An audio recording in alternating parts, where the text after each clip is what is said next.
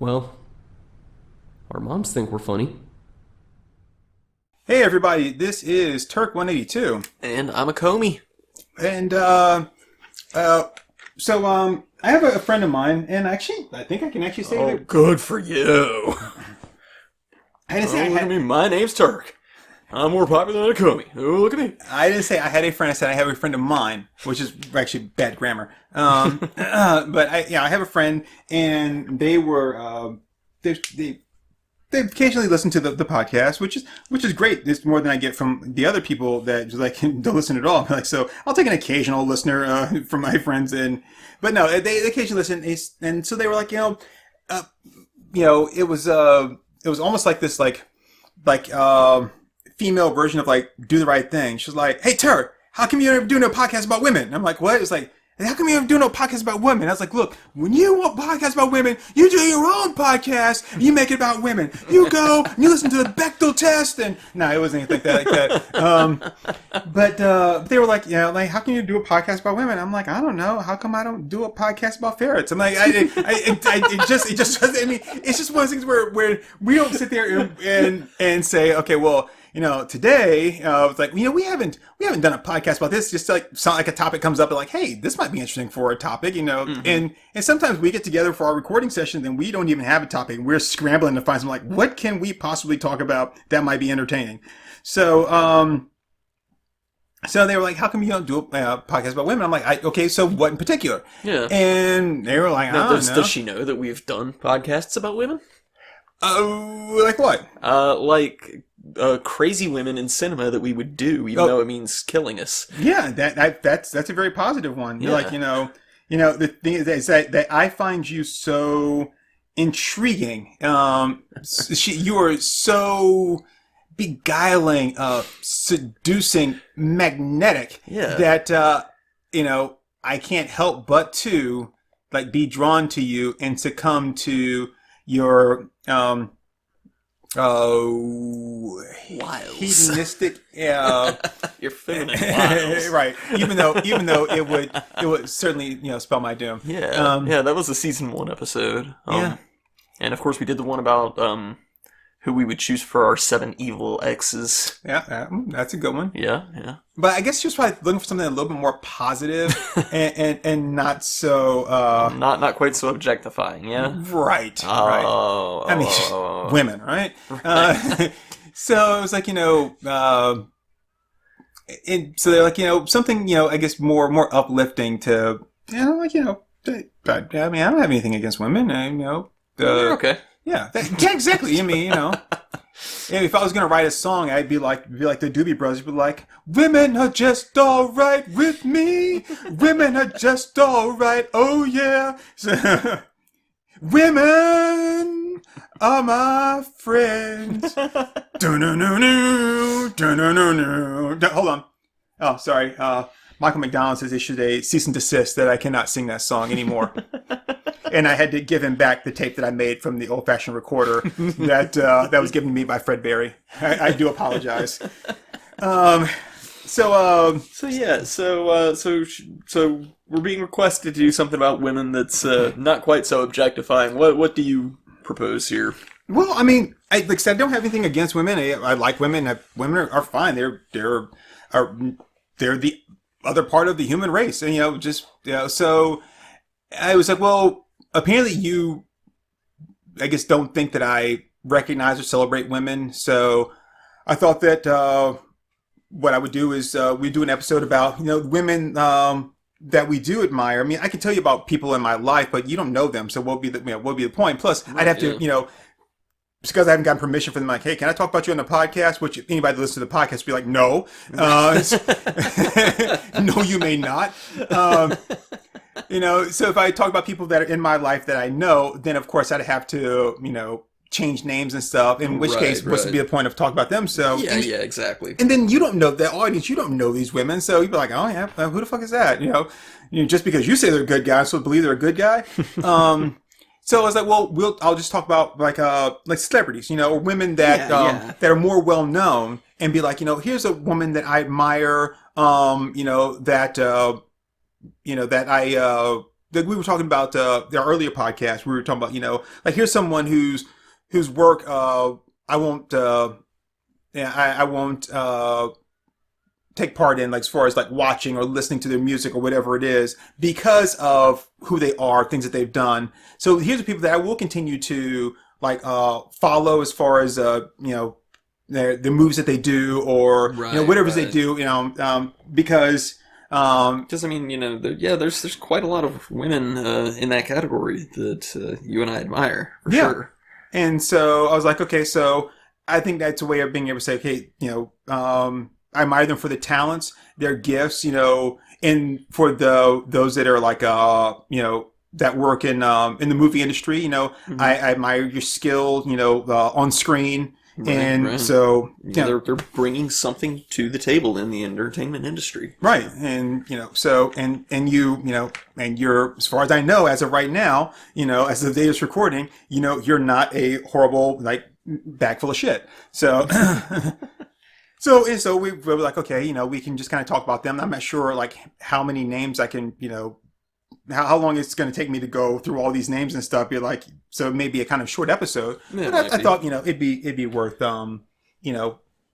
worth doing to be able to say, hey, look, we're not just these people like, objectify women. Yeah. There's more to us than just that. Yeah, and this isn't like a top 10 or anything. I mean, it's not like we've just done a bunch of prep work or whatever. We're just, just kind of going over people whose craft we admire. Right. And in this case, just happen to be women. Yeah. to acknowledge them. There we go. So thinking about that, I would say that like that a woman that I want to say one of these women that we were talking about that I admire, who I do appreciate their work, is Honey Meadows. Oh yeah.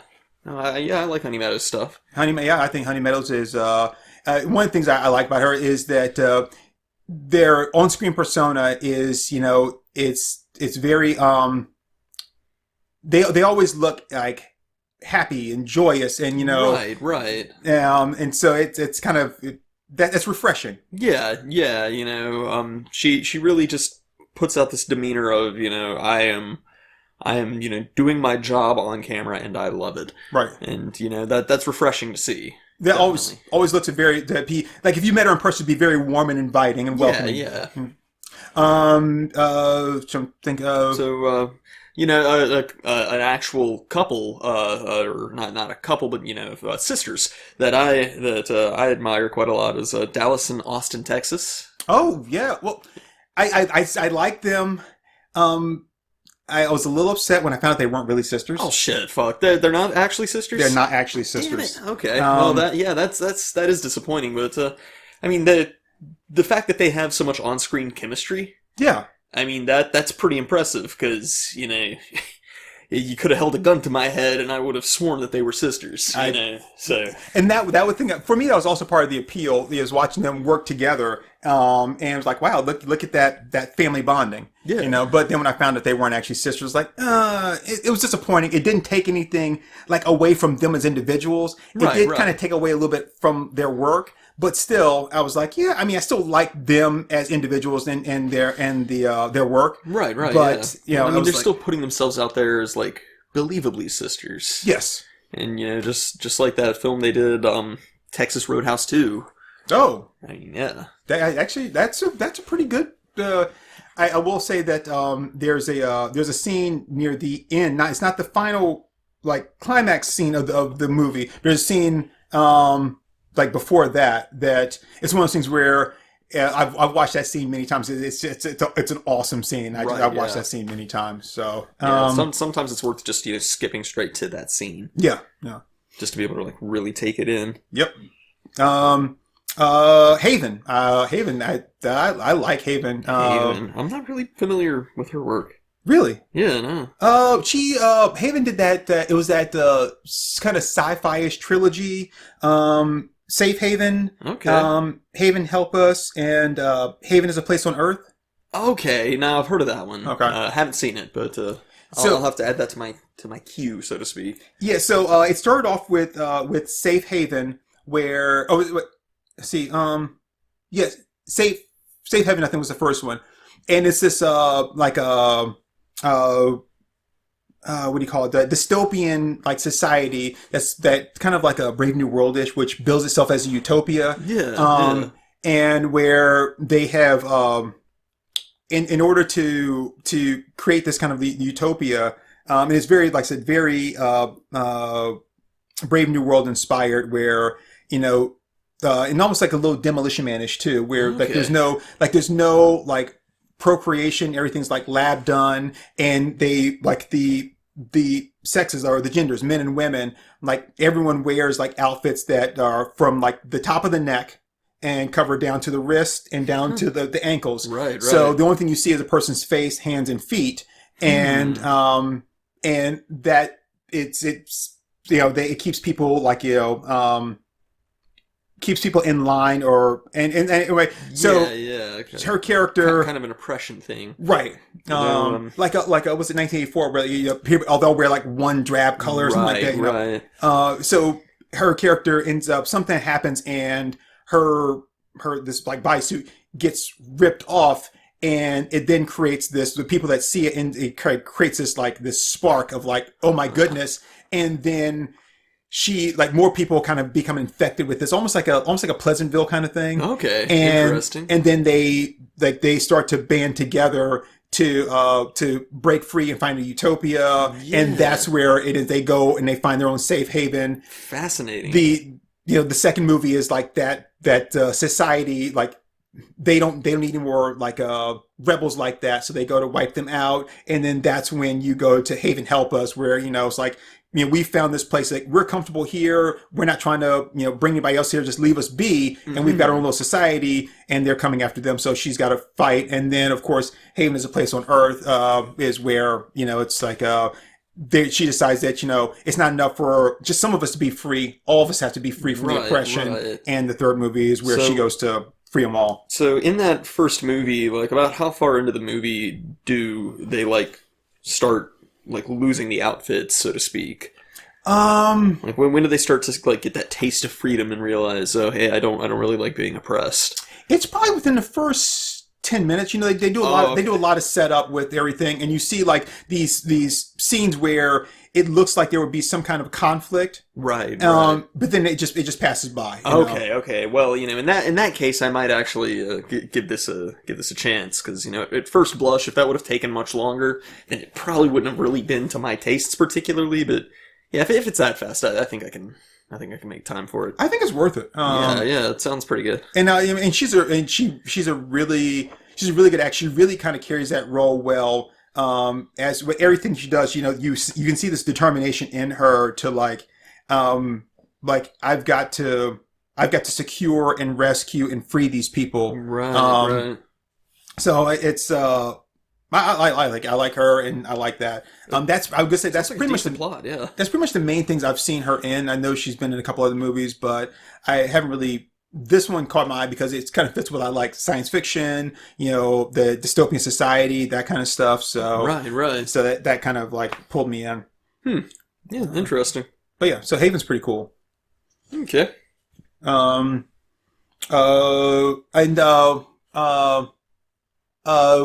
sure if you've ever seen any of her stuff, but Cinnamon Devilish. Oh yeah. No. I think you got her name wrong though. I think it's Devilish. Oh. Yeah. Oh, that makes more sense. A little bit, yeah. Yeah, so Cinnamon. Okay, that's kind of cute. It's clever, isn't it? Yeah, it is. So yes, okay, Cinnamon Devilish. Yeah, but yeah, I like. How that's working out for. I wonder how that's working out for being clever. What, being clever? Yeah. Apparently great. Oh, well, she should keep doing it then. Now a question of etiquette. I say both. If you're asking my opinion.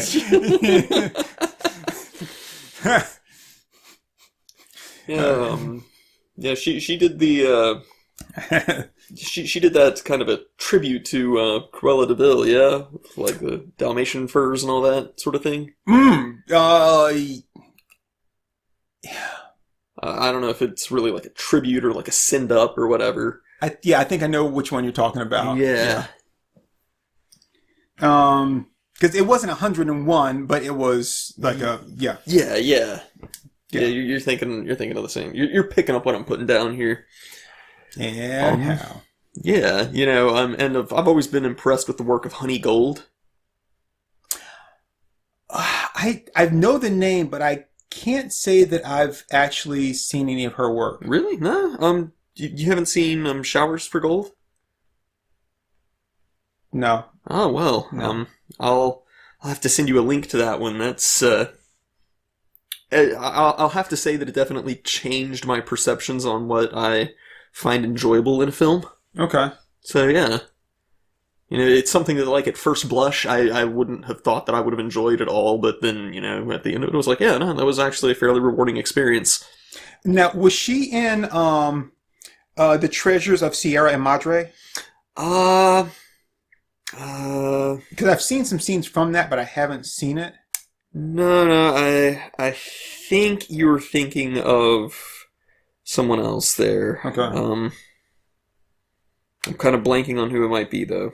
Yeah, but the Treasures of Sierra Madre, I mean, the scene I saw was pretty cool. I was like, that's interesting. I mean, yeah. It wasn't like wow, that's amazing. But I was like, oh, okay, it held my attention. So yeah. It's been a few years since I've seen that one, so I'm kind of blanking on the cast. That's fair enough. Are you familiar with Remy Martinique?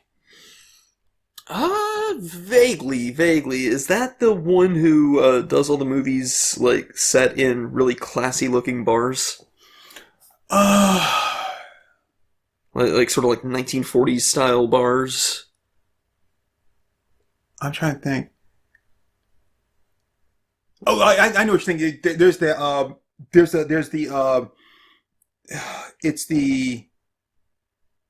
the bartender. It's loosely called the bartender series because I think the first one was like one shot, and then there was like one shot, double up. I think was like the second movie. I know they had that spin-off Play It Again.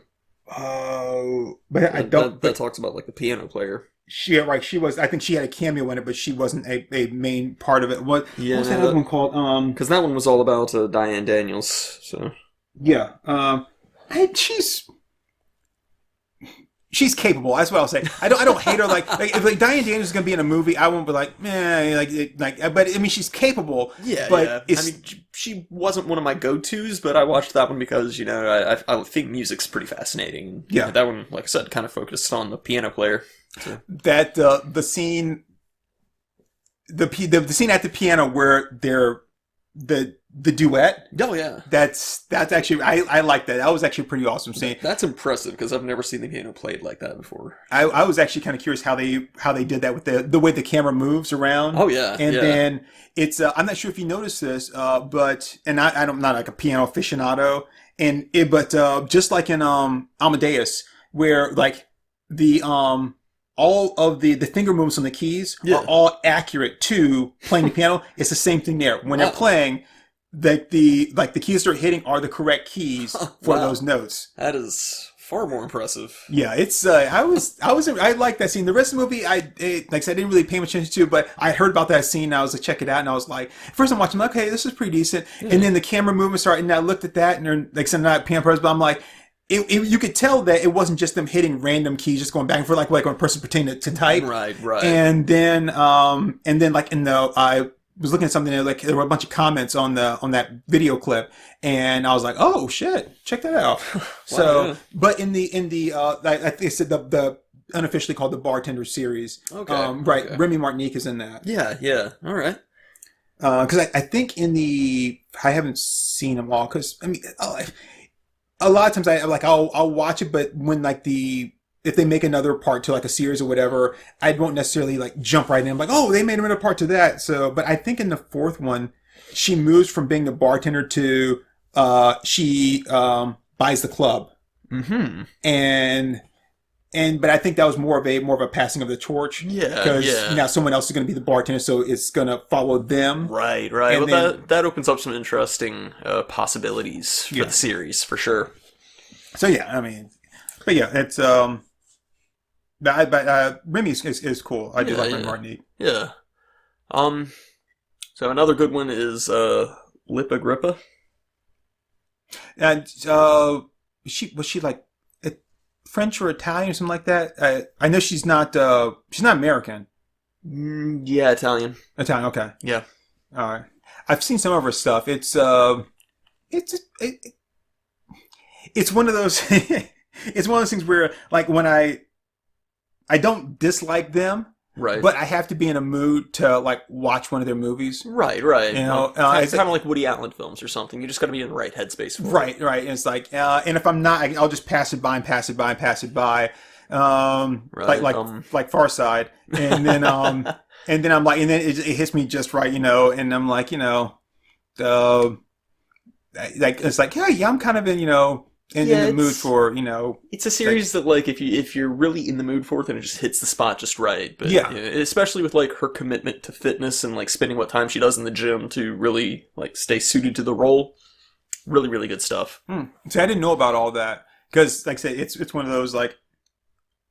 When the mood strikes and it's like bam, that's right, I'll watch like one of their videos or one of their movies, right. But then other than that, I don't follow them at all. Right. Okay. Well, there's an interview with her that I can send you that like goes into like her exercise regimen and all that because you know I'm really fascinated by fitness as well, right? And all that stuff. So like it'll give you a whole new appreciation for what she's bringing to the table as an actor. Okay, that's cool. So yeah.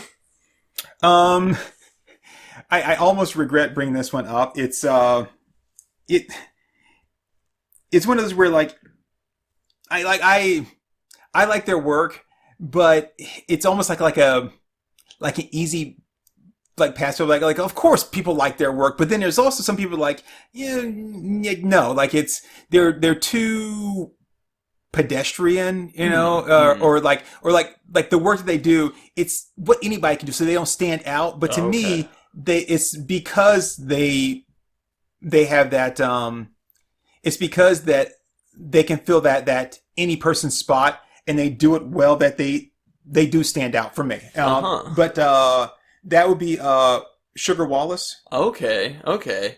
I kind of think of her as more of a guilty pleasure watch kind of thing. Really? Yeah, and you know, for a lot of the reasons that you said, you know, she doesn't strike me as somebody who's extremely experimental.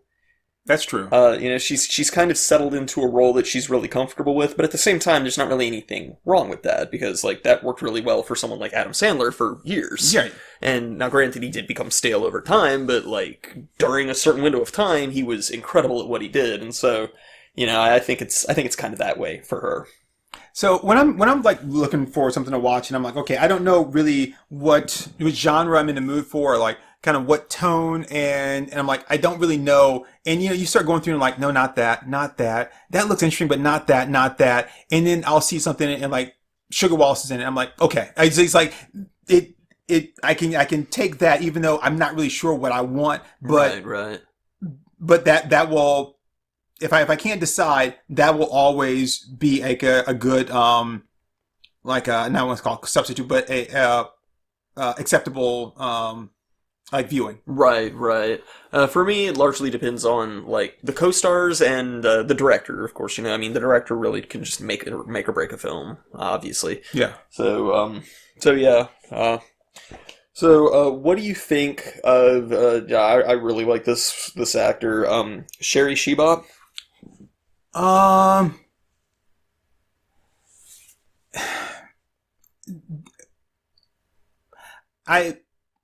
Of what I've seen of them, I was intrigued, but I need to see more. But I need to see more in a genre category of film that I like. Okay. So because I'm like, yeah, that's not a style I like, or that's not like a genre that interests me. Right. But I'll be like, but it looks like they have like a, I don't want to say potential, they're not an up and comer, but it looks like they have the ability to do more than this. Right. I need to see them in that for me to be able to say like, yes, this is someone that I want to watch on a regular basis. Right. So what really did it for me was realizing that, you know, so many of the scenes in her last film, it's just her in the room alone carrying the scene. And that takes a lot, as an actor, it really takes a lot of skill to be able to convey, like, a mood and a cadence to a scene without other actors to really, like, bounce off of and really feed off of, so to speak. And it's the same thing of like where we kind of struggle like doing the podcast solo. Right. We kind of need to feed off of each other. It's that kind of thing. Like the fact that she can just like be completely alone in a scene and still make everything that she says and does in that scene believable to me. Mm-hmm. Just like that really is impressive. That's like that takes skill in the craft of acting.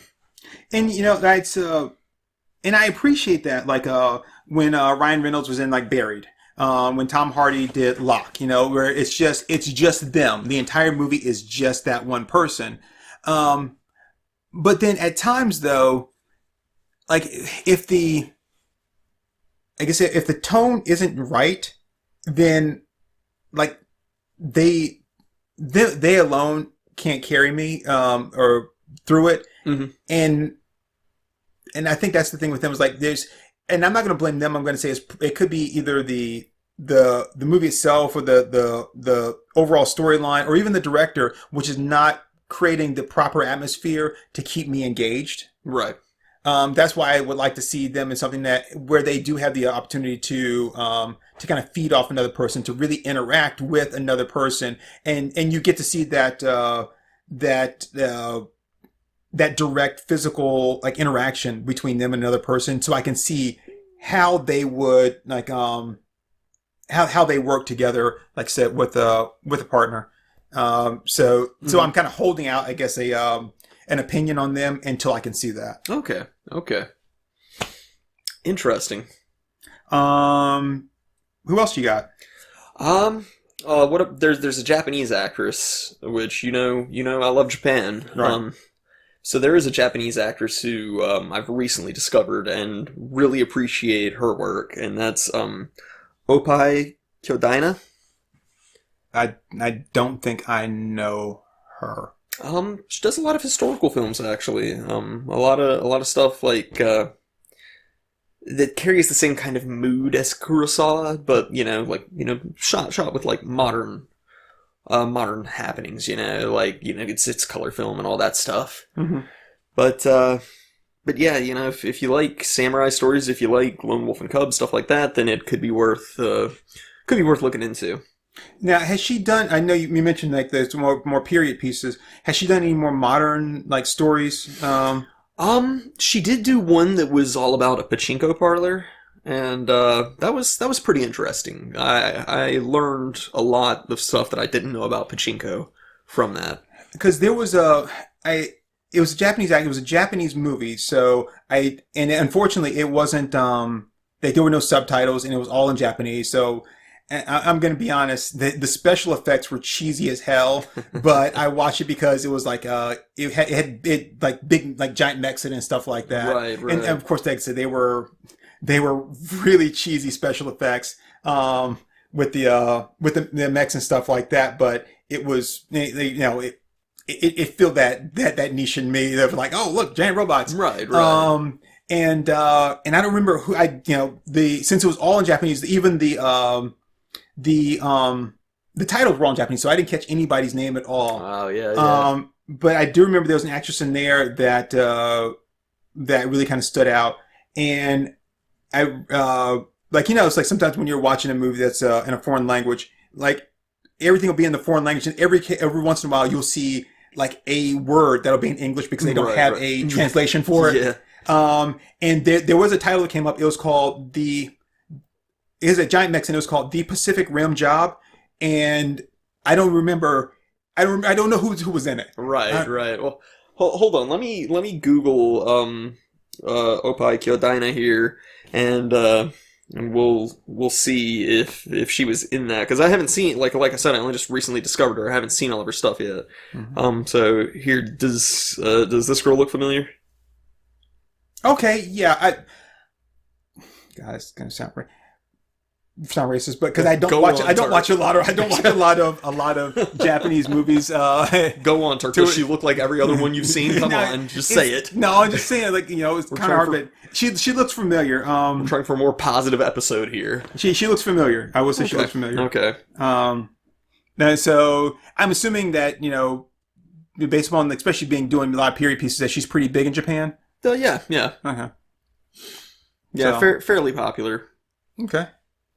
I mean, I feel kind of super just like rattling off names of people like, I don't know who these people are. But I'd probably say another one that I find interesting, and pretty talented, is, I mean, you're talking about someone that has like some deep, like,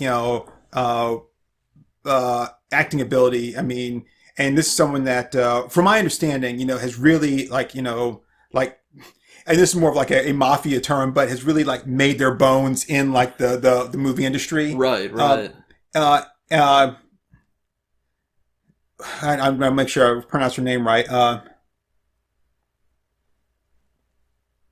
Anna Feasting. Oh yeah, Animal Feasting. Yeah. Okay. Yeah. So Anna Feasting. Yeah. So her. I mean. Yeah. Now she's been around for a while, but it was one of those. It's kind of like when I go back and I watch a movie and I'm like, holy shit! They like when we were watching Tombstone, and Billy Bob Thornton's in that, Right. But it also had the guy. Shit, I can't think of his name right now. But he's been in some of everything, and then like once you see him, like. Once you see them and recognize them from this thing, like you just start seeing them pop up everywhere, like all over the place. Yeah. Oh shit, that guy. I'm trying to think of the one guy's name now. Hold on. Shit snacks. What is that? Okay.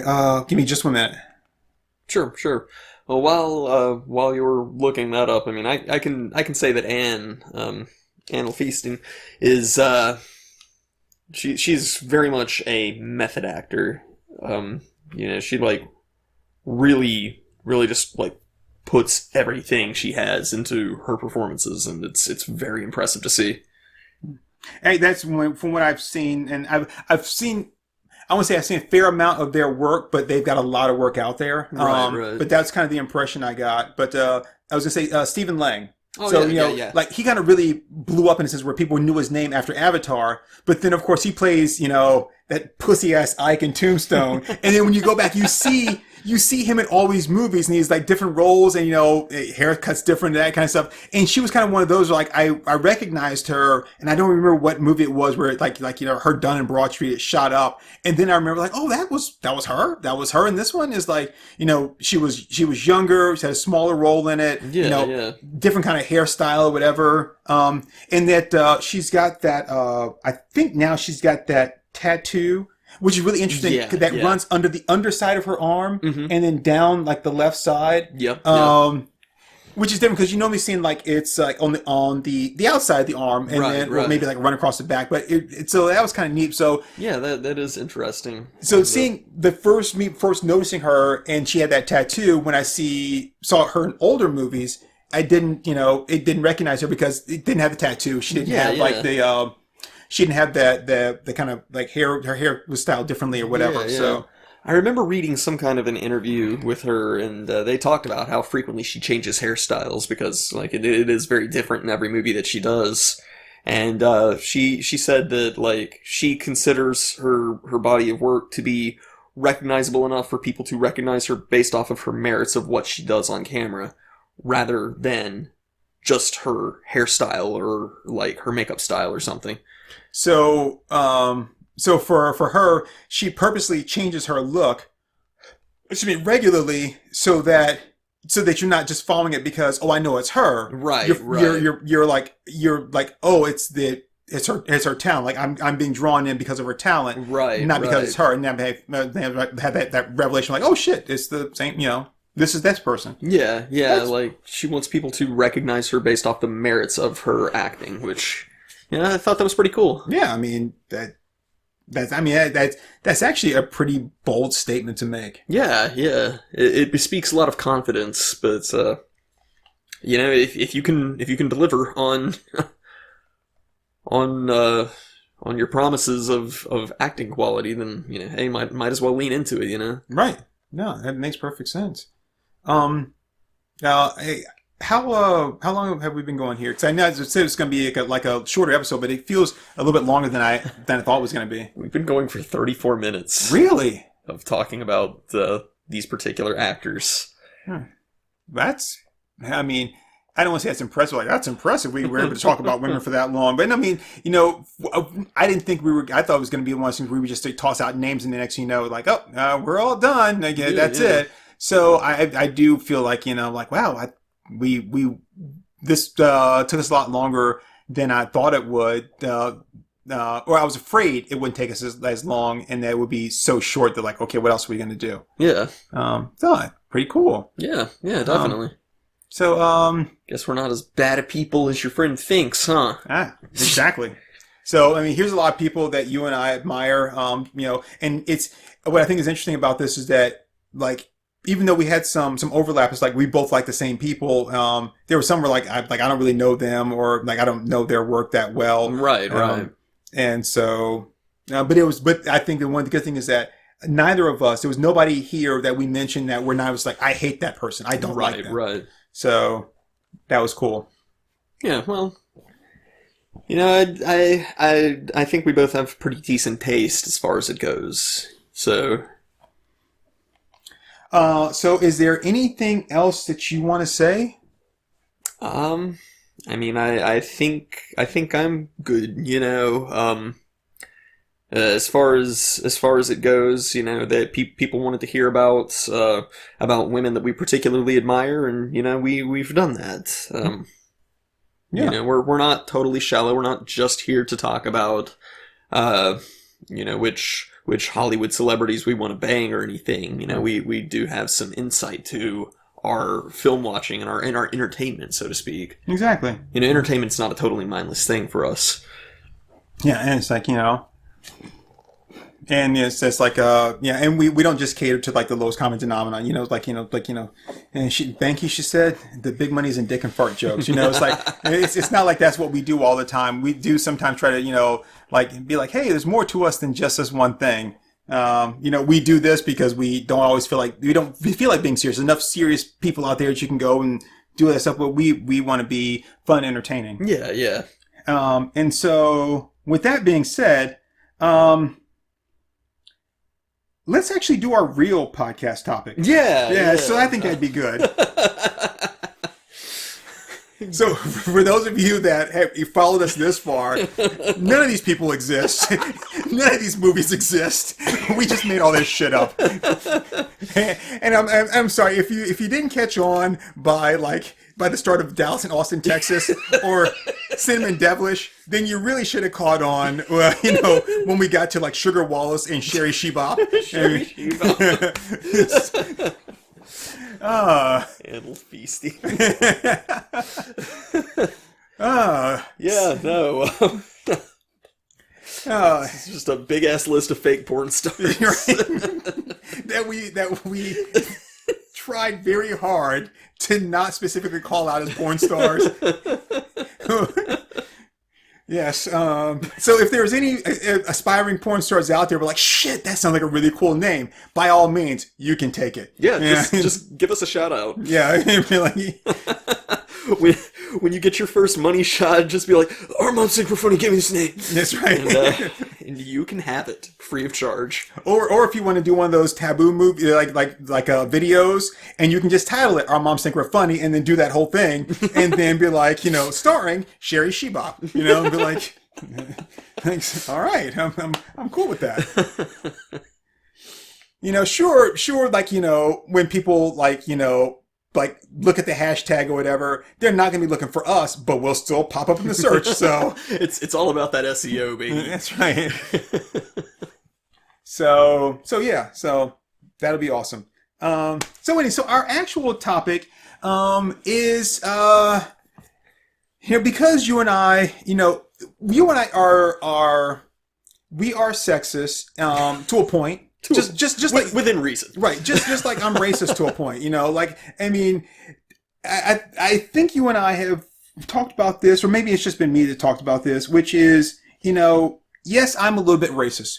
We are all a little bit racist, because some kind of stereotype or something that you saw or something that, happened or that you've been taught along the way, whether it was intentional or unintentional, has kind of ignited something in you or sparked something in you to where you're like, yeah, like, okay, if I'm in the grocery store and I'm shopping, or it doesn't have to be a grocery store. If I'm in like, just like a retail store, mm-hmm. and there are two people from like they're walking through there, and not any specific country, just two people from another country, and they are speaking in their language, and then they happen to laugh, I automatically think they're making fun of me. and I know that's racist. It's not specifically racist to where I'm racist against a particular race. It's just like, I think those foreign people are making fun of me. And the thing fucking is, Italians? I'm like, they were. Right? And where they are, where they aren't, it doesn't really matter. I don't know them, right? Right. And I make fun of enough people that I shouldn't be thin-skinned about it. But the thing is, though, I recognize it. And by recognize, like, I shouldn't be that way. And so when that happens, I'm like, they're not making fun of you. They're not making fun of you. They're not making fun of you. And then I hear them say, that's it, that's shoes. I'm like, they are making fun of me. Those motherfuckers. I knew it. And then I just was like, why don't you go back to Yakety Yakville? And that's why I can no longer go to Target. I mean, we all of us have something that makes us be like, that we initially like draw back or cringe at a particular thing. But as long as you recognize it, and then you're like, okay. For me, it's retards and antique furniture. Yeah. I cannot eat in front of them. Retards or antique furniture. Yeah, I mean, because there's, it always brings up that image of like, the person like, drooling and rubbing shit in their hair, and then it's like, oh God. Ugh. What I can't stand. And now my thing is not as bad as yours, is when they have like one of those big broad chest of drawers where like the drawers are small, but like all the surrounding like wood area is really like broad and thick. Yeah. And then they have all that flourish on it. Oh God, I cannot look at that. It's like for me, it's like looking at one of the paintings in the opening scene of Night Gallery. No, fuck that, no. Night Gallery was the shit. I'm ready to burn some shit down. Fuck that. So, yeah. I want to get a bunch of creepy paintings for my home decor. Ugh. I like creepy paintings. You would. But I say, as long as you recognize it and you're like, okay, I recognize that this exists in me, mm-hmm. and I need to stop reacting like that. Right. So along those same lines, yes, I am sexist to a point, but I recognize it, and then I'm like, okay, so how do I stop reacting like this or thing like this? And you may not be able to, depending on what it is, you may not be able to, but mm-hmm. as long as you recognize it, then you can catch yourself before you act in any way on it, whether it's, saying the wrong thing or, I don't, like my, like I don't want to catch myself staring, or something like that, Now it's just like or just like any woman who's like offended by our subject matter for this podcast, like, just calm down. Right. Don't let your emotions completely control everything here. Mm-hmm. Just get over it and don't be mad about it. Right. It's as simple as that. You just got to recognize that this is a shortcoming that you have and move past it. Exactly. Thank you. Yeah, you're very welcome. I mean, you're just you're just mentally inferior in some way, but that's okay. But I was gonna, it's like, here's the thing, like, for me as a guy, I try to deal with that, but at the same time, I purposely do things that creates a contradiction. Right. So when I'm talking to a woman, I try to make sure I make eye contact. I don't try to make like eye to boob contact or anything else, but like where they kind of look like eyes. So like, no, that doesn't work. I try to make eye contact and, and show them the proper respect and dignity. Right, yeah. But I also like to go to strip clubs. In which case, if a stripper catches you making eye contact with her, she's like, what the fuck is wrong with you? My tits are down here. It's like, I came here to make money. You didn't come here to show like you were like dignified and respectful, okay? It's like, God, you stop being so fucking creepy, look at me in my eyes. Like, stare at my tits and while I walk away, look at my ass. And you're like, geez whiz, don't make me call the bouncer on you. And it's like... You see, Turk, I'm just built different, because when I go to a strip club, that's the only place that I make eye contact with women. And that's to establish dominance. That's to show that I am in control of everything in that room. And when you like give them $1 bill, you growl at them too. They're like,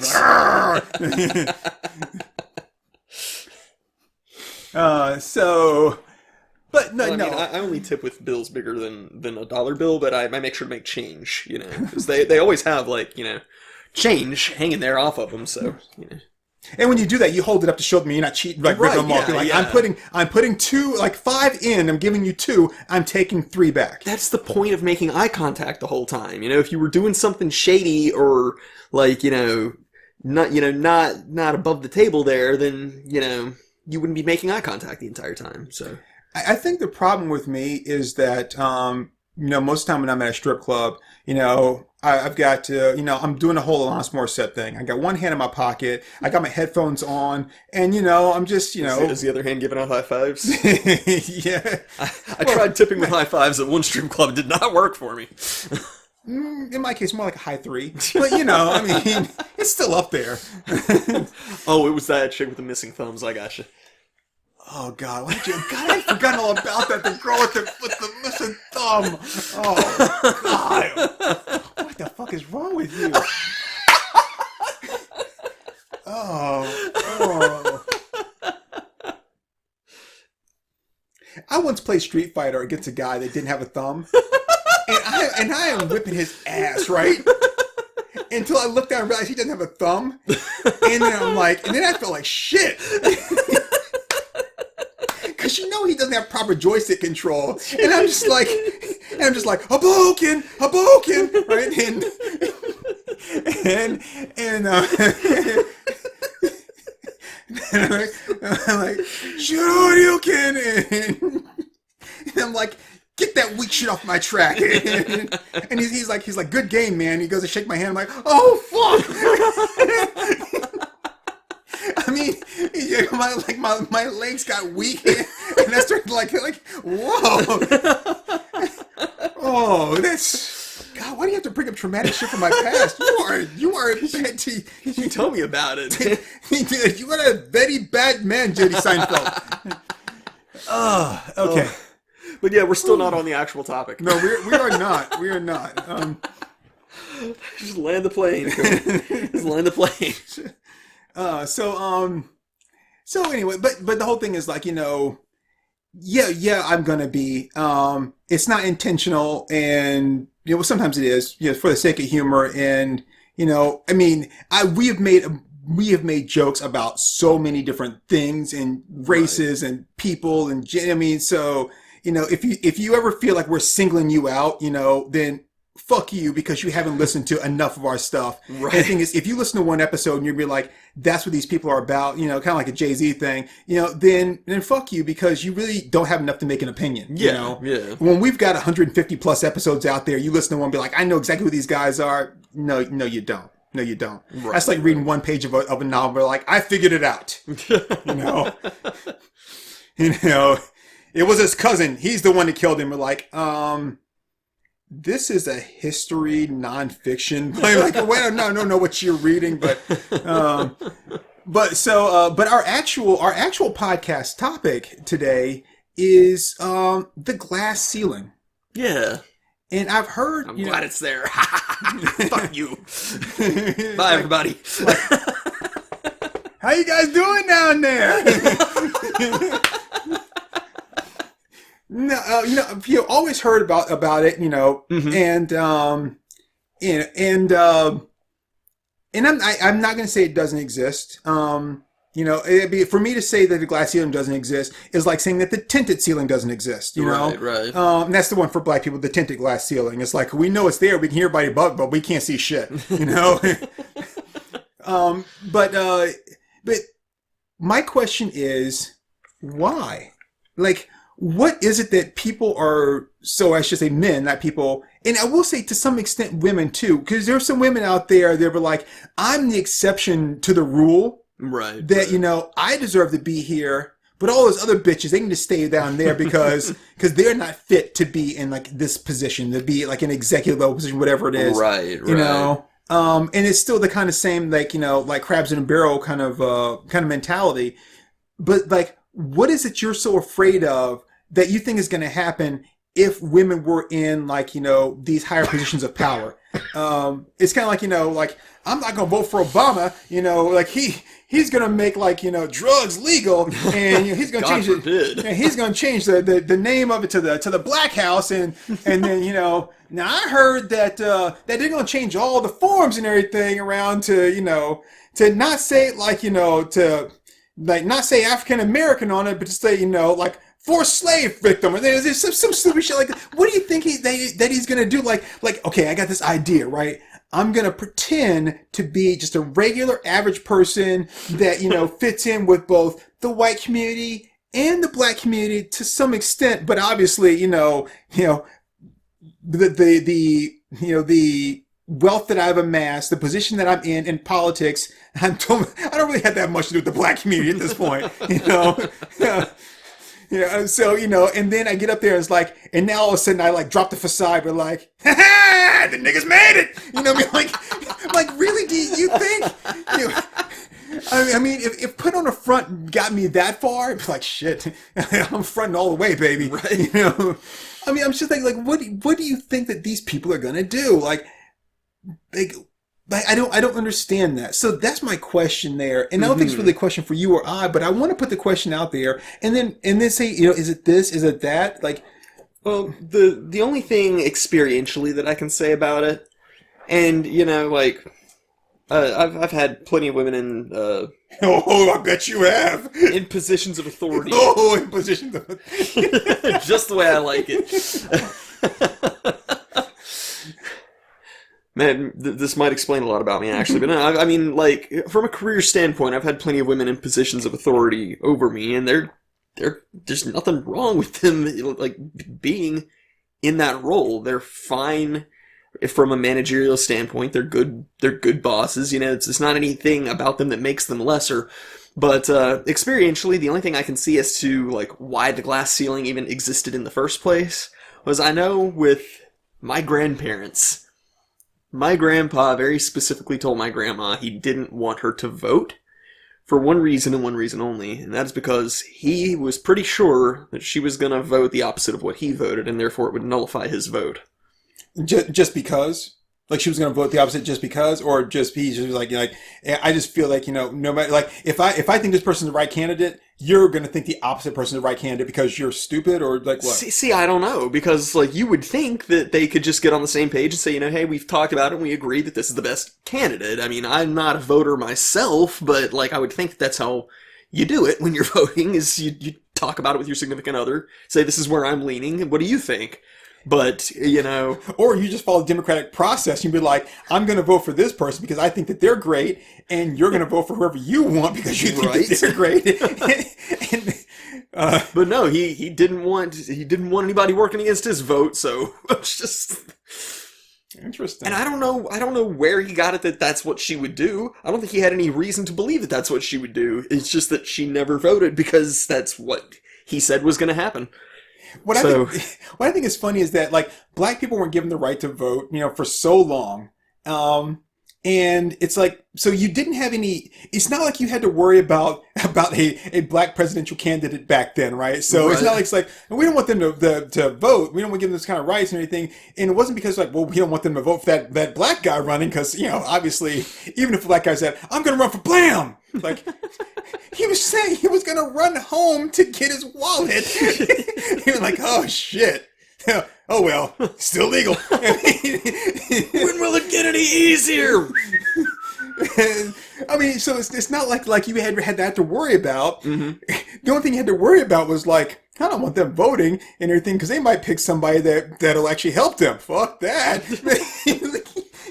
but then all the people that were running were like, I'm not helping them. So you could have given them the right to vote. It wouldn't have done anything at all anyway. They're like, yay, we voted. Nothing's changing. But so I kind of like with women, it's like, okay, so what do you think that they were going to do in, let's say, voting that was going to be so bad? Because the candidates that were available were still the candidates that were available. Right. I mean, and we're just like, well, she's going to vote for him because, maybe he's young or he's handsome or, and like, who was it who just like won the presidential election in a complete landslide? Was that Reagan?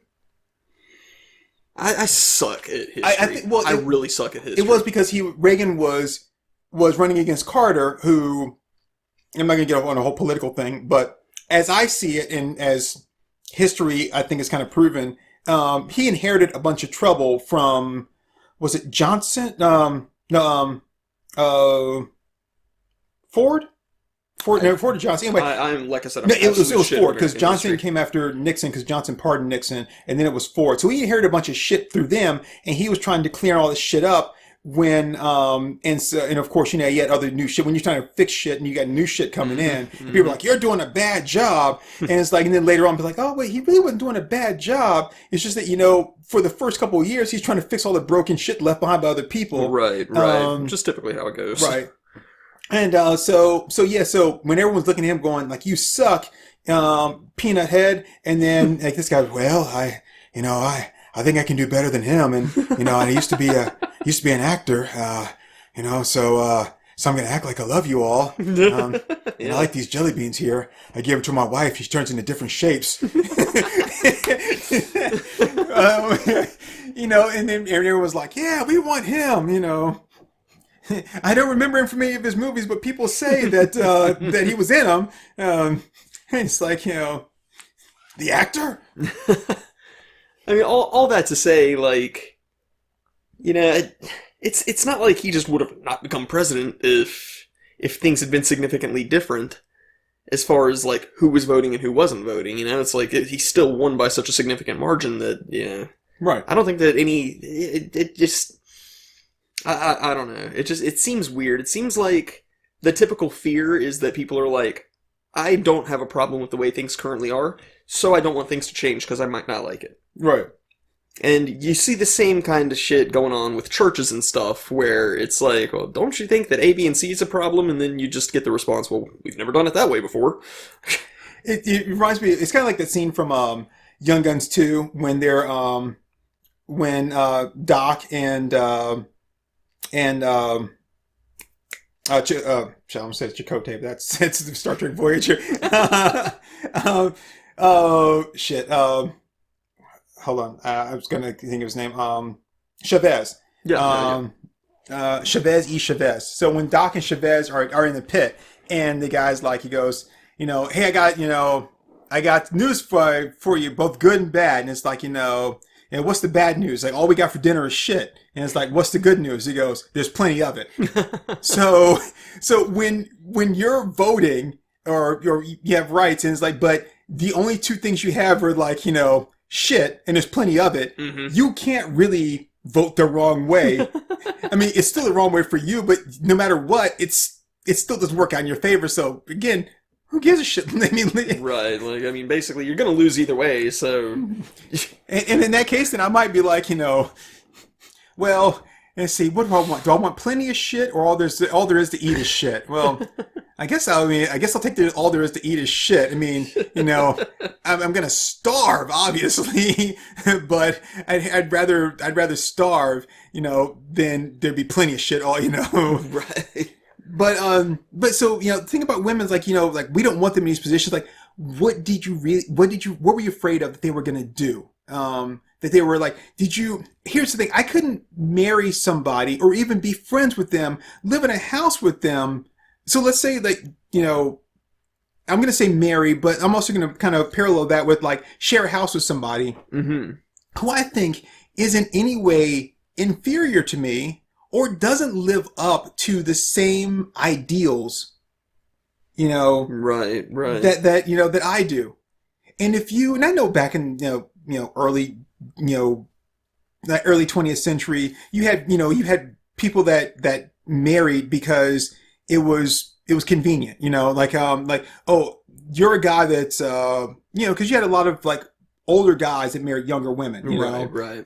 Especially if people have farms, it's Yeah. I need someone that's going to produce me a lot of kids so I have some hands to work this farm. And, and I'm an older guy and he'd be friends with this girl's father and be like, yeah, she just turned 15. She's all set to be a wife and a mother and raise some kids. And, it's Yep.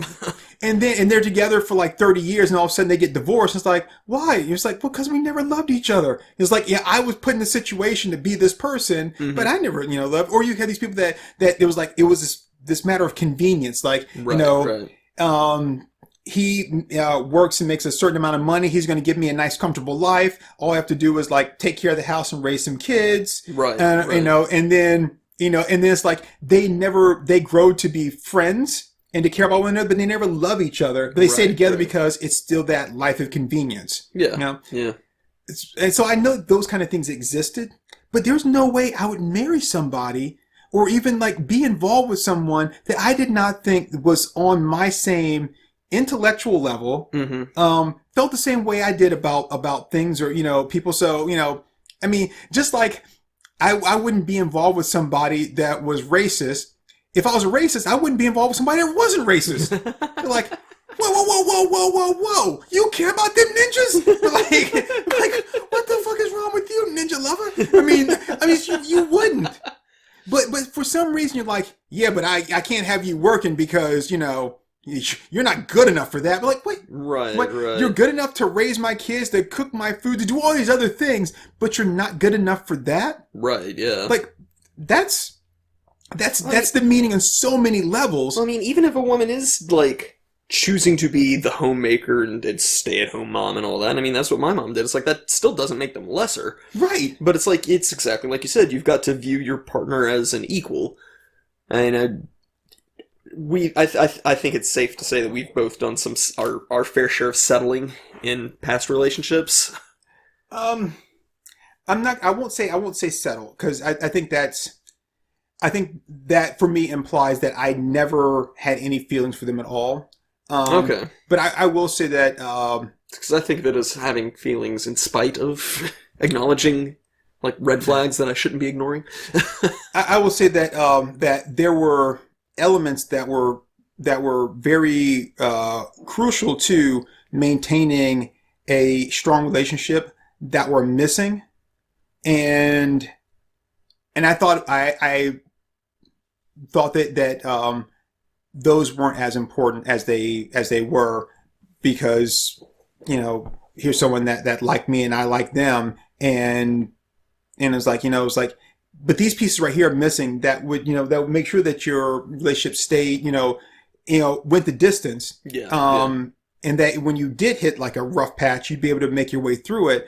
And unfortunately, like, those were more important than I thought they were. And the thing is, there weren't the same things in each relationship either. Right. Oh, yeah. There were different things that I didn't realize that I had to have in order for me to really be able to fully invest myself in whichever ways were needed. So, right. It's a lot more telling than I've shared way too much on this podcast as it is now. But so sorry, I didn't mean for us to take it quite down that road, but no, I mean, just answer your question. Like, so I wouldn't say, like, as I say, settling, but it was that I misread the necessities of the relationship. Okay. See, I think of it as in pretty much every relationship I've been in, for the most part, there has been significant red flags where it's like, well, yes, I see this, I know it's a problem, I know that this is probably going to feed into major issues in the future, but I'm just not going to deal with it right now. Because sometimes you just decide that, like, dealing with your horniness is, like, more important than that. Well, and it's not necessarily, like, horniness, it's just that, I don't, I'm tired of not having someone in my life, you know. And I want to say I'm tired of being alone, but I'm tired of not having someone in my life that I can have an emotional connection with. Right, right. So, yeah. So yeah.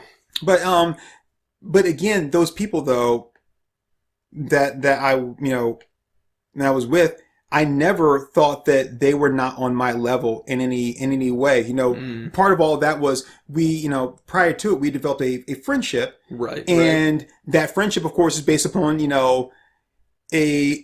having enough issues in common and being of a similar mind about things to where, obviously you're going to have some differences and you want to have those differences because that's what keeps things stimulating and engaging. You don't want someone that's going to agree with everything you say because it's not that it's boring, but it's limiting. So having that was good. But then again, it was kind of like vetting them, but not intentionally vetting them. Right. So then when it did turn into something that was more, it was like, okay, I know this person. I know that, at the time that, they're a good person to be involved with. Right. Even things didn't work out, but it's not because they weren't a good person to be involved with. It's just that, there were things that, like I said, but I never thought that they were like, yeah, she's cool and everything. I like her and I dig her and we have a lot in common and everything. No, I never think that, she could be a manager of something. No, God, no, she's not that smart. I mean, no, it was never that. I mean, and if you ever think that way about anybody, that you're friends with, even if it's like someone of equal gender, then you're not really being a friend. I mean, we have friends or acquaintances that we think about like, and you can recognize someone like, yeah, that person is not a critical thinker. Right. Doesn't mean they're stupid, but their particular mental skills don't lend themselves to this. They're like mental abilities are stronger in some fields, but they can't do this. I wouldn't sit there and be like, well, it's because this person's stupid. You know what I mean? I mean, if you ever feel that way about anybody you call a friend, then they're not really your friend. Right. So again, look at these at women and be like, okay, why would you then across the board feel that way about all of them? And the thing when you apply that kind of blanket mentality to it, you're also talking about people like your mother, your grandmother, your sister. I mean, people like raised you and taught you and that kind of stuff. And you're like, yeah, I mean, I think women are cool, but no, Mom, I don't think that you ever was smart enough to do this thing. Like, what? Really? I mean, so again, I don't understand where that mentality came from. And I know some of that stuff is a taught behavior. Right. But at one point you gotta be like, yeah, I know I was taught that, but that shit don't make no sense. Right? Yeah. And you push back against it. Yeah, which shows like a lack of critical thinking from like several generations back. That like it took people a really long time to be like, well, wait a minute. Yeah. Why can't this work? And the thing is, like, if the only thing you're saying is like, no, they can't. And so my question is, why not? Mm-hmm. Why did you think they couldn't? What did you think that they would do if they get in that position? Like, they would just flip out. And I know a lot of like, men that had that kind of mentality was like, well, because they would start PMSing and stuff like that. Well, I mean, did you see a lot of that at home? Right. I mean, with the women that you do interact with, whether it was your mom growing up, your sisters, your wife, your daughters, you see a lot of that there where it's like, oh shit, now next thing you come home and like, like your wife's like swinging from the ceiling and stuff like that, shit's on fire. She's like, I'm PMSing, I'm like, no, you don't. Like, so did you think that like it's like, well, I've been maintaining my sanity through all this stuff, even though my cramps are bad and, and my hormones are kind of like, whoa, right? but I've been keeping things together. But now that I'm a manager, fuck that. I don't have to. Be like, I'm just going to let my PMS all hang out. Be like, woo. It's like, you walk into work today. Good morning, man. Fuck you. PMS. I mean, like, again, like, what did you think? What, in like, how did you ever feel stupid for thinking that? You would have had to. I mean, to be like, oh yeah, no, you can't do this. And then when you think about people that did do that, whether they were the smartest people in history or the dumbest people in history, right? When you see people that have accomplished that, why would you still say that you can't? Right. It's like, okay, here's a woman that did this thing, like Amelia Earhart, she's flying around the world and stuff like that. But then they're like, yeah, but she went missing, so apparently she wasn't that great of a pilot. I mean, it'd be like that'd be the same thing as saying that was it the Lindbergh? It's like, yeah, that Charles Lindbergh's a pretty good pilot. Shh. Someone kidnaps his son. He ain't that great of a pilot. But like, those two things don't go together. Oh God! Can you imagine? Be like, if you were a better pilot, you could have found you wouldn't have lost your son. But like, why don't you get in your plane and find him from the air, bitch? I mean, but like, no, those two things don't go together. Like, yeah. So, I mean, yeah, you know, Cleopatra, you know, she ran an entire empire. Shit, yeah, that was back before technology. Back when shit was harder? Yeah, you're right. It's like, oh yeah, well, if she was such a great ruler, why is she dead? Time? Granted, she did commit suicide, but yeah, like, well, you know, sometimes. So sometimes that just happens. Right? I mean, you can't, like, when you know that people are capable of doing these things, you can't just discount them for like the stupidest ass shit. Right? Yeah, but did she ever go to the moon? No, but has it a lot of people? It's like, have you been to the moon? We're not talking about me. We're talking about women. Like, what? Oh, we're an hour and 10 minutes in, so what I'm going to do here is I want to throw out my favorite female historical figure. And if you want to, you can. I know this is kind of like random, but this is already a long episode, so. Well, we spent the first half hour, well, actually, maybe the first like 45 minutes, like talking about nonsense. So that's not really fair. That they're just like porn, which like, it was like, well, it's an hour and 10-minute episode. We do spend the last 10 minutes talking about positive things with women. So I mean, but we've officially spent more than half of the time talking about women. So real women, real women, yeah.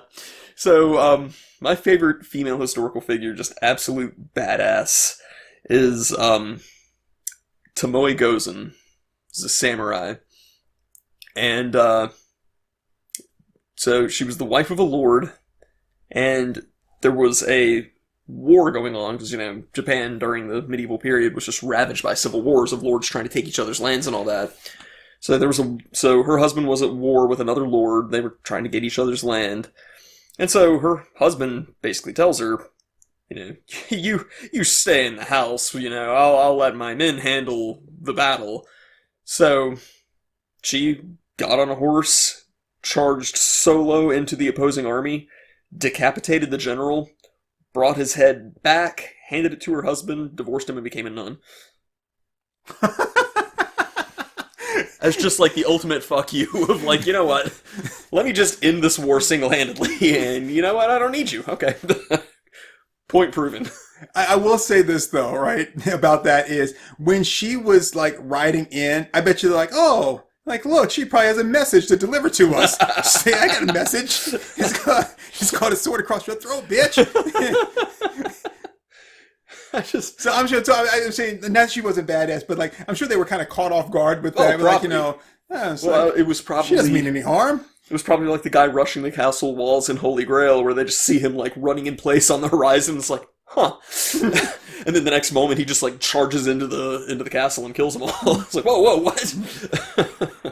So, I don't have a favorite historical, female historical character. I mean, I'm sure I do. That's mighty big of you, Turk. Mighty open-minded. If I thought about it, you know, Turk hates women 182. Well, I was gonna say, before you come after me, go after all the 181 Turk hates women. You know. Before you come after me, I mean, I'm from a long lineage of Turk hates women, you know. But no, it took a while, but the cloning experiment was finally successful.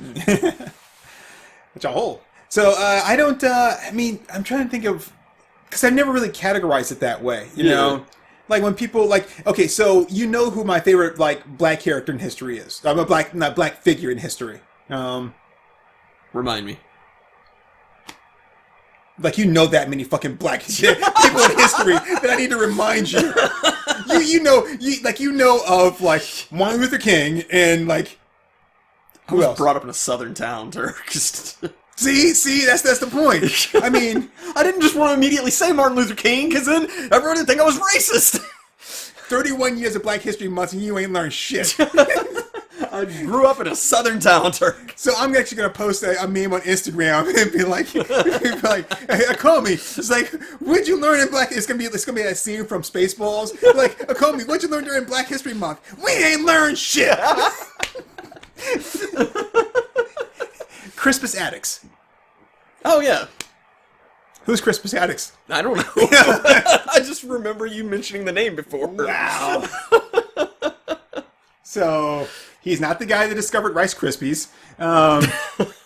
Crispus Attucks was the guy that was shot in Boston that actually kicked off the Revolutionary War. Okay. So there were the British soldiers were there in Boston. There was an altercation, and Crispus Attucks was a free black man that was well known and well liked among the community. And when they were the redcoats were doing something, so they were like, hey, you don't belong here, blah blah blah blah, and they shot these three men, Crispus being one of them, and he's the one that died. And then they were like. It was like Crispus died, and then Crispus died, and they were like, "Whoa!" And I was like, "You know what? We're not putting up with this shit anymore." Yeah. So I mean, people were already kind of on the edge, but yeah, so I remember that story. I couldn't remember the guy's name, but yeah, I remember that story. And it's really kind of the only time that I can think of in history where it was like the country went to war. Because a black guy was killed. Like, what? Yeah. So it was, Anyway. So that's why he's always been like, like my favorite black historical figure. Yeah. They're planning on doing a movie about, a famous black samurai from history. Oh, really? Yeah. I know he went by Yamato, but I can't remember like his full given Japanese name. But yeah, like he was brought into the country, which I believe he was brought into the country on a slave ship, and he basically just made a name for himself and was granted the rank of samurai, which typically doesn't happen. You had to be born into a samurai family. So he was like Afro samurai before there was. I mean, like real life Afro samurai basically. Right. But yeah, there exists photographs of him, I believe, like old pin photographs. Mm-hmm. But yeah. I know I keep bringing it back to Japan, but I suck at history, and Japanese history is one of the few bits of history I know pretty well.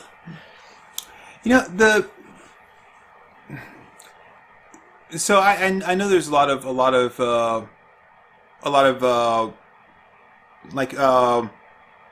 female historical figures that have done great things, and I joked I was talking about doing an opening podcast of like dumb women of history, and the whole thing was gonna be me I was gonna make fun of oh shit, what's her name? Madame Curie. Madame Curie. Be like, it's like Madame Curie was like, oh hey, I'm gonna study these radioactive isotopes and find out what's real, find out what they do and all this kind of stuff. It's like, man, oh shit, I'm starting to get sick. Hey, these radioactive isotopes, that radiation causes cancer, makes people sick.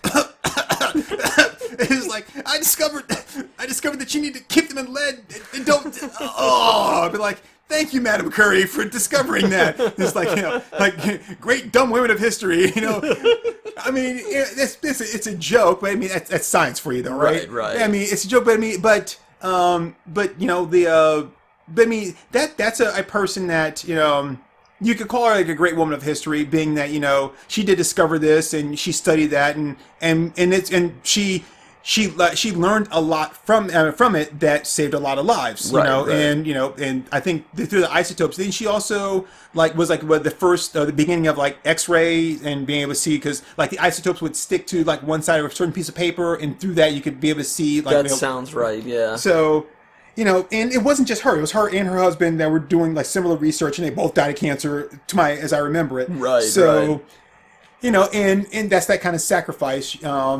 But like I said, it was jokingly going to do that, and they pick out more people where it's like they accidentally died in the process of like studying this thing that yielded like great benefits later on. But now she's someone I would consider, like I say, a great historical, like female historical figure. Right. And even though she didn't, like I say, she's great. She didn't do anything incredibly she studied and learned this thing, but it was still something that hadn't been done yet. Right. And she figured it out. And the thing is, like, if I don't want to say that she wasn't great, because well, she figured this out, but someone would have figured it out. Maybe, yes, eventually someone would have, but she figured it out then, right? Not later, right? And who knows how much later it would have been had it not been for her. Exactly. So I mean, and it's not just a matter of just like, oh, look what I discovered by exposing myself to it. It was also recognizing what was going on. Right, so right. So that you have to put all those pieces together. Like someone else could have looked and be like, yeah, like I see that you're getting sick.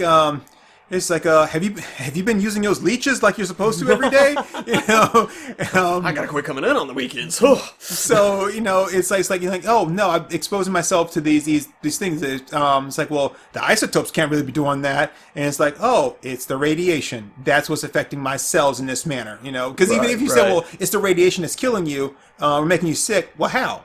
Right. Yeah. It's putting all those pieces together, and then saying, like, I don't really know how far she went or whatever, but another part of that is like, once you realize that you're sick or that you're dying, and it's like, okay, then I might as well continue on doing this and still learning as much as I can, and maybe even using my sickness as to like, okay, so I'm sick, like, if someone else were to get sick in this manner, like, how do we like fight it? How do we stop it? How do we arrest it? Right. So I think she's a pretty great figure. Historical figure. Because again, it's not just a matter that I found this. It's like I found it. I put the pieces together, learn exactly how it all worked. And could someone else have done it? Yes, but would it have been just one person? Would it have been a team of people? Like you said, like, how long would it have taken them? Right. So, I kind of feel the same way about this that I do like something like Black History Month, was like, I don't feel like, I hate the idea of like narrowing it or filtering it out to be like this particular like person, like whether it's race or gender, instead of just being people. But I understand that, it's like, well, for so long it's been we're just going to talk about these people here, right? Because those are the ones that we deem important. These other people we're just gonna like push them. We're gonna do like a frisky dingo. Don't you push them off the table. Don't you push them off the table.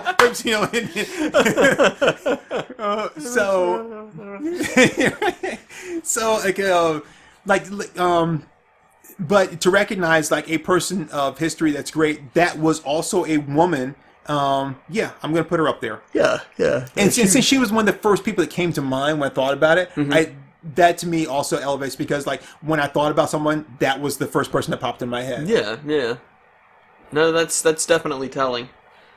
Yeah. So, if I weren't a fucking weeaboo, then I would have probably come up with something a little more relevant than just a samurai. But it's a great story. So. No, it is. I mean, like, take that, Thal Mulan. And she didn't have to even pretend to be a guy. She was like, wow. She was just like, fuck this noise. So, yeah, and You know, and it was a cool thing. Speaking of Mulan, which have you felt at all differently towards watching the live action one? Because I sure as hell haven't. no, I just can't bring myself to do it. I can't either. I'd like to put it out there, like on Twitter or something like that. But like, okay, so as far as like, you know, Asian movies that that you feel were mishandled in the current state, live action Mulan, Ghost in the Shell live action. So let's take a step back here. Like, okay, now which one is really the worst one here? About to red pill people too. But no, it's something really cool that I saw pointed out. I guess it was on Reddit or something. Was that I'd never really paid attention to. When she faces off with the bad guy, she's not disguised as a man at that point. Mm-hmm. But then she puts her hair up and he goes, "Oh, the soldier from the mountain." There's no point where he's like, "What? But you're a girl." It's just like, it's nothing to him, which is actually historically accurate, because in Hun culture, the women fought. Right. So it wasn't a weird thing to him that it was like, oh, this chick's the soldier from the mountain. It was just, oh, it's you. Now I gotta kill you. Yeah. But, like, I thought that was a really cool detail that I hadn't previously caught. So, so an interesting thing about that, you know, that Ming-Na Wen does the voice of Mulan. Mm-hmm. Crap, what's the guy's name? B.D. Wong. Charlton Heston. B.D. Wong does the captain or whatever that takes on Shang. So Shang. I'm trying to think who it was. It's not. God, was it Eddie Murphy? Well, yeah. No, I was trying to think who played the Emperor. Was it Pat Morita, or it wasn't James Hong? I don't remember. I want to say it was Pat Morita, but I can't remember. So, but you have like a really good Asian cast there doing like roles. I know the Emperor's right-hand man was it's all in the reflexes. That guy. The bad guy from Big Trouble in Little China. Oh yeah, James Hong. James Hong, that's okay. James Hong. Yeah. And he's also does Poe's dad. Yep. Yeah. That is no secret ingredient. I love James Hong. He's awesome. He rocks. Absolutely rocks. Yeah, he's cool. But here's what I wanted to bring up: the leader of the Huns, is voiced by Miguel Ferreira, the guy that created RoboCop. Yeah. Who I love, Miguel Ferreira. He's got such a badass voice in that movie too. He had a really good voice. The little girl will be wanting her doll back. And of course, I mean, he was in a lot of really good movies and stuff. And he was, I think I mentioned this before. He was a cousin of George Clooney, mm-hmm. See, like he was working. Because he's in Iron Man 3. He is the vice president? Yeah. Because William Sadler played the president. He was the vice president, the one that set him up to get killed or whatever. Yeah. Because he'd made a deal to get the extremists for his granddaughter or something like that. Anyway. Anyway, when he died, he was doing the voice for, I think it was a DC animated movie.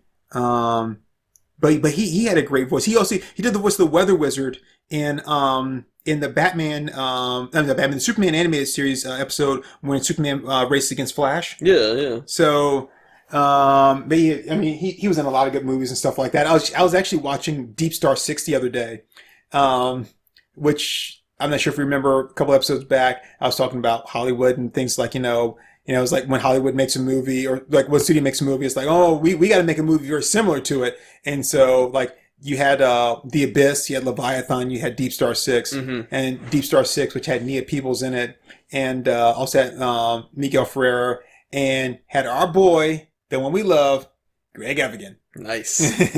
From Strip to Kill. But anyway, yeah, but he has an awesome John voice. Stamos, but yes, he is great. Yeah, well, I mean, John Stamos was assassinating some some high profile. Yes, some political figures, so he couldn't be in it that. Some head of state in some third world country that nobody's ever heard of. Yeah, it's like, and I vow that I'm going to get rid of her. Oh, and it's like, Stamos. Looks at the camera. Just Stamos. Philadelphia. You've been struck by John Stamos. Ow! That's gonna be the hardest thing in the world to explain all this shit to him if we ever meet him. No, it won't just be like, watch this episode, this episode, and then this episode, and then everything will be explained. Like, hi, we've had a running joke for a year that you've been a contract killer for the government. And I'm not asking whether it's true or not. You know, I'm just saying that we've had a running joke about it. Wink, wink, nudge, nudge. It's a joke, and no one believes that it's true. So anyway, so yeah, but anyway, like I said, I remember growing up. I remember growing up that because I think someone asked me, was it you? No, it was Wallcrawler. When Wallcrawler and I was talking and everything, and he's like, I was raised that I'd never hit a woman, and I was like, I wasn't. My mom was like, if girls like, is, starting shit with you or, she raised and hit you, like, don't hit first. But if she hits you, hit her back, like, don't beat her like you would beat like a man, but don't sit there and just let yourself get beaten up just because she's a woman. And I was like, she's like, and, my mom was a Marine. So, I mean, when she's saying like, don't let some girl beat you up, right? It's like, again, you don't have to stomp her like you would a man. That's not what I'm saying. But I'm saying, don't let somebody just smack you around and just be like, like, no. Camelot's mom told him pretty much the same thing. She was like, if I find out that you hit a girl, I'm gonna spank you. But if I find out that a girl just beats you up, I'm gonna kick your ass. The few fights that I were in school, the first thing my mom would ask me was, did you start it? And then the second thing she'd ask me was, did you win? I mean, it's like, if it's like, if I answered no to the first one and yes to the second one, she was good. There you go. Even if I answered no to the first one and no to the second one, I was like, well, we got to make sure that didn't happen again. Yeah. But that, that was, but the thing is, and it goes back to kind of like finish off what we were saying, is that, women are the opposite of men in gender only. Right. And that's only in the sense of procreation, right? But women are capable of doing anything, well, just about anything a man can do. Now, obviously, because of like body physiology and stuff like that, there are some things that, you can't quite do or get and that sort of stuff, even with, supplements and that kind of thing. But anyway, but there are women out there that are bigger, stronger, and tougher than me, You don't see me out there like lifting weights and jacking myself up. And there's some women out there that can fucking bench press me and spin me like over their head. So, God, yes. like, so refer to them as the weaker sex, no. God, yes. There are women that work construction. There are women that do jobs that I can't. There are women that, so in that, so we are very much equal in like what women can do and what men can do. It's still a matter of what you want to do and what you are doing.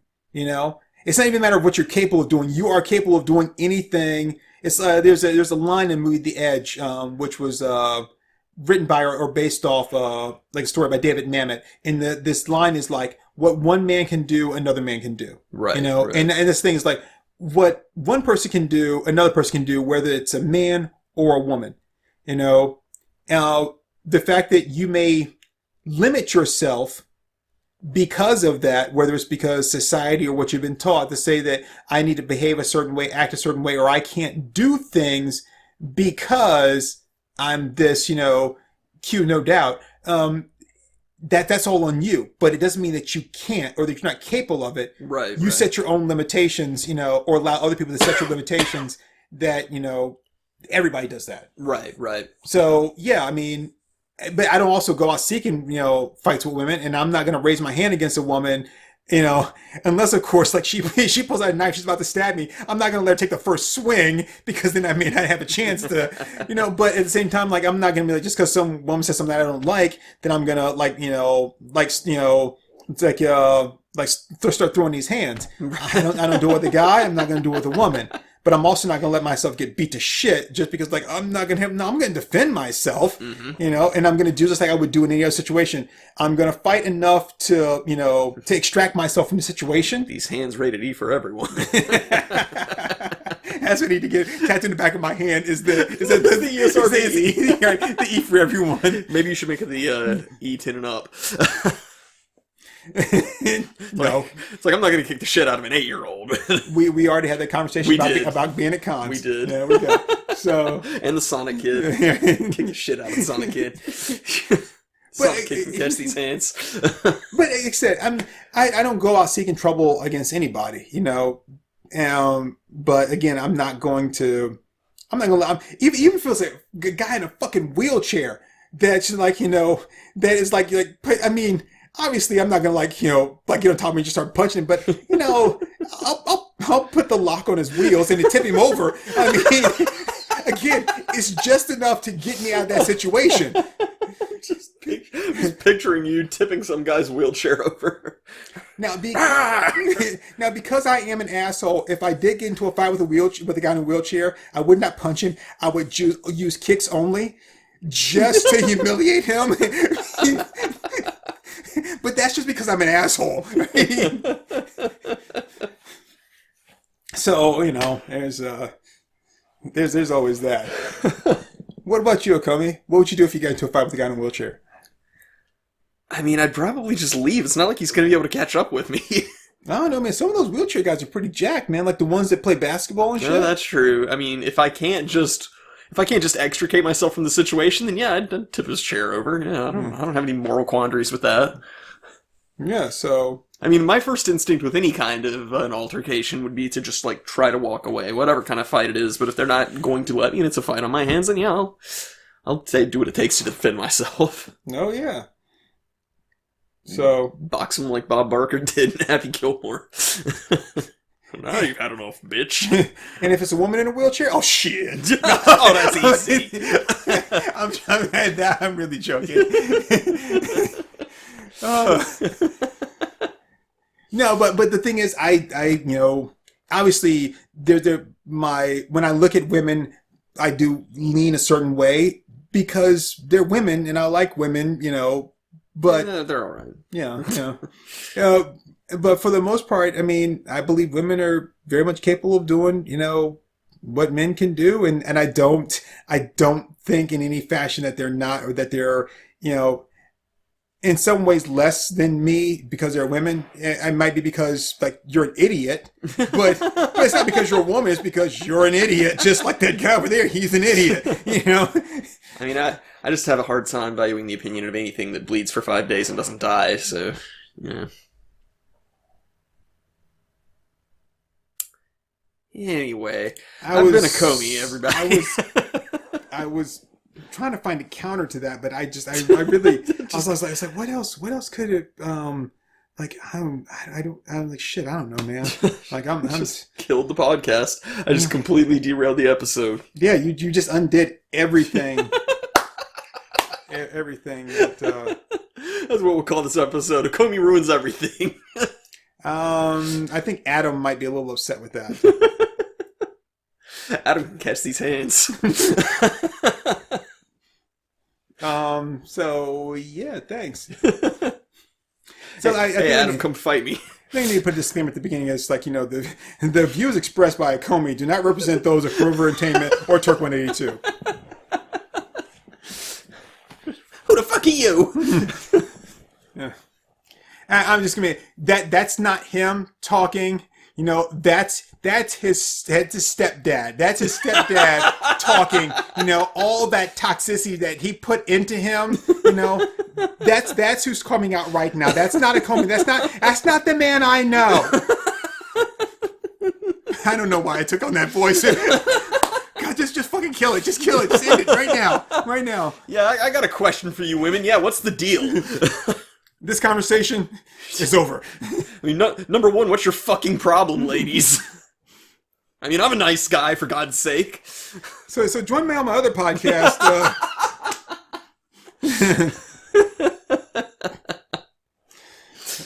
Here, I thought this was going to be like an overly positive thing. I wasn't sure I could pull it off, but and you couldn't. So hey, kudos to you. but leave it to me to be able to fuck up anything.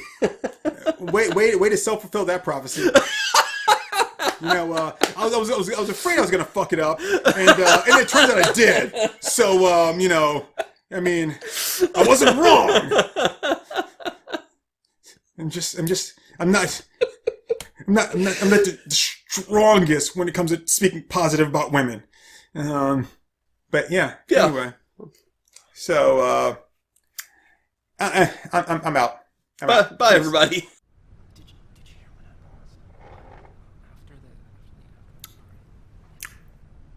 All right there, folks. That was Our Moms Think We're Funny. Let's give them a hand.